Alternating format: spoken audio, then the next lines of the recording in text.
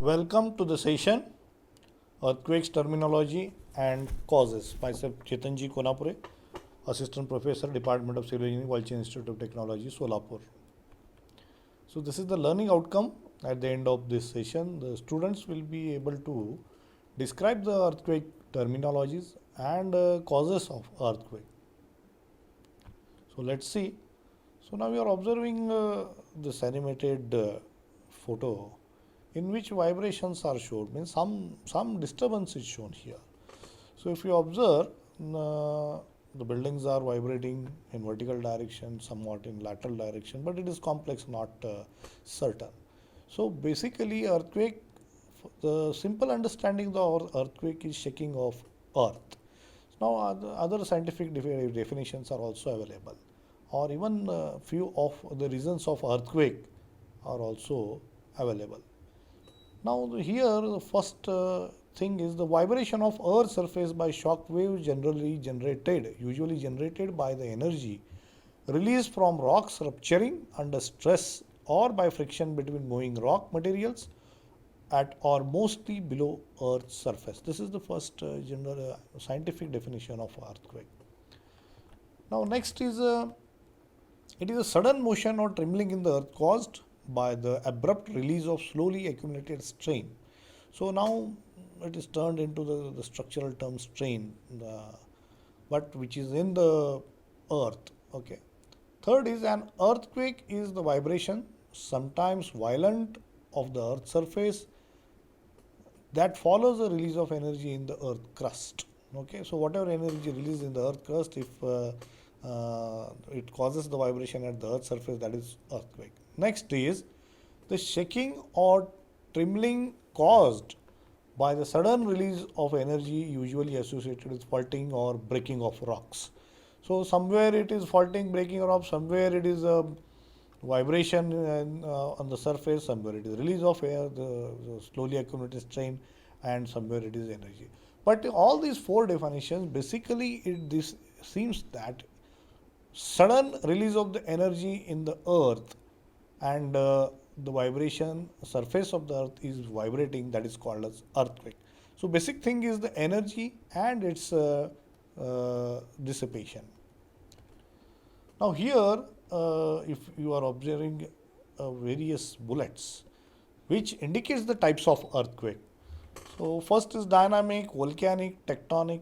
So dynamic means some impact or some blast or something. The artificial reason may be there, but it causes the dynamic forces. It causes vibration, and the vibration of the surface of Earth is earthquake. Next is the earthquake caused due to the volcanic eruption. That is also earthquake. And next is because of the tectonic cause or the earthquake due to the tectonic reasons. That is one more category. Here, if you observe, there are 3 points: deep focus, intermediate focus, shallow focus. But these three are dependent upon the focus. What is meant by focus? We will see in the next slide.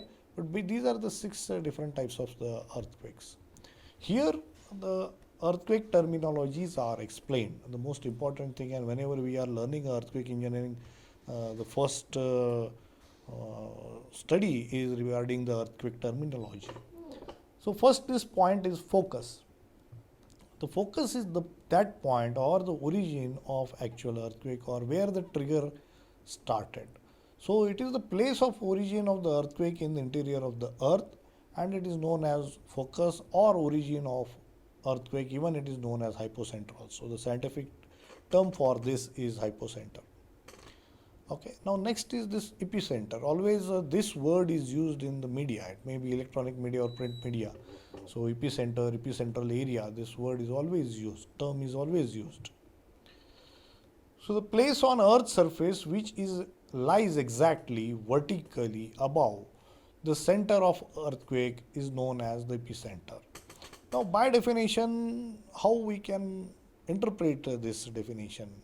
We will see in the diagram also. In the next slide, this diagram is also given. Next term, isoseismal line. What is isoseismal line? An imaginary line joining the points of same intensity of the earthquake is isoseismal line. So the intensity is that one measurement of the earthquake wherever the same measurement is taken or observed, and if the line joined all those same intensities, that is called as isoseismal line. Now here there are two sketches, and if you observe these two sketches which will explain the earthquake terms, the enormous energy released from the focus at the time of earthquake is transmitted in all direction in the form of waves, which are also known as seismic waves. Okay, let's see this figure. This figure which explains you what is meant by focus and same epicenter and all. Here the surface of trace of fault is shown, and actual point where the trigger started, where the earthquake energy is suddenly released, that is released, and all around this point the energy is transformed. So this point is called as focus, which is the origin of earthquake. Okay, now next is the epicenter. Just exactly above the line, vertical line is drawn, and it is intersecting the surface of earth, and that intersecting point is called as epicenter. But you can draw this line in this way, in next direction or any direction. How it is exactly above the surface? Actually the concept is that the line from the center of earth passing through the focus, and if it is extended to the surface of earth, that point is called as epicenter. Means the shortest distance between the focus and earth surface is at the epicenter point. Here you can see just, so one more diagram is shown here. The energy released as well as the seismic waves are generated. These things are shown in the second figure. This is the fault. So okay, this is the origin of earth. We focus, just above that epicenter is there. This is the fault line. So here earthquake triggers, and the energy is dissipating in all around the direction in the wave front or in the form of waves. So these two sketches are explaining the focus, epicenter, fault, and how it appears on the surface of earth. Now there is one question from my side of all of you. So I am asking you that what is mean by origin of earthquake? What is the term used for that? It's just we have discussed. Now there are the options: A, B, C, D. A focus, B epicenter, C surface fault, D fault. So you think of this question, and after that you prepare your answer, and then only you can go for the next slide. Okay, so I am just giving the answer here. The answer is focus. Now let us go for now causes. Now what is the cause of earthquake? Now various causes are there, especially the theory behind this earthquake is actually elastic rebound theory. What is that elastic rebound theory? Within this form of sketch, this elastic design theory is explained. Okay, so here how energy is stored in the rocks, that storage of the energy step by step it is shown in this diagram, in this sketch. The first thing is that this sketch you should first concentrate. It is the original position. Once fence is shown on the surface of earth, don't observe this fault, only consider that this is a complete one land piece and the fencing is done. Okay, now first step is the rock bends until the strength of rock is exceeded. Here you can observe the rock will there is the some tectonic forces may be there exactly opposite to each other, and the rock has bent, and the fence is also bent. So the rupture occurs and rock quickly rebound at a undeformed shape here. Okay, and you can see here at this point the rupture has taken place, and it has ruptured, and the release of energy here you can see, you can observe. So energy released in waves radiate outward from the fault, and again the rocks rebound to original undeformed shape in this way. So 1, 2.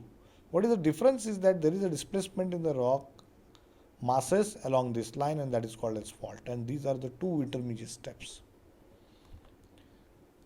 Now earthquakes and faulting, yeah. So that was elastic rebound theory. Here you can see the elastic rebound hypothesis. One thing is that the bed over which stress begins to act, then the bed affected by stresses has deformed elastically and the crack is developing at the bend. And along the crack, the two fractured blocks rebound to the positions of no strain, and as a result, the crack becomes a fault. How the cracking or at a fault line, how the cracks develops, and that crack because of this elastic rebound or during this the deformation, that is called as fault. Here you can see again the two more phenomena. That the earth surface, the beds or masses of rocks are deformed and strained due to the differential stresses to which they are subjected to occasionally by tectonic forces. You can see here the tectonic forces which are exactly opposite to there. So because of these tectonic forces at this line, the energy is stored, and after the strength has reached, or the strength is not sufficient according to these forces, the cracking will develop, and that is called as faulting. Okay, so as a result of elastic rebound phenomena, faulting appears. So you can see here these three lines on the earth surfaces. These are the references for my presentation. Thank you.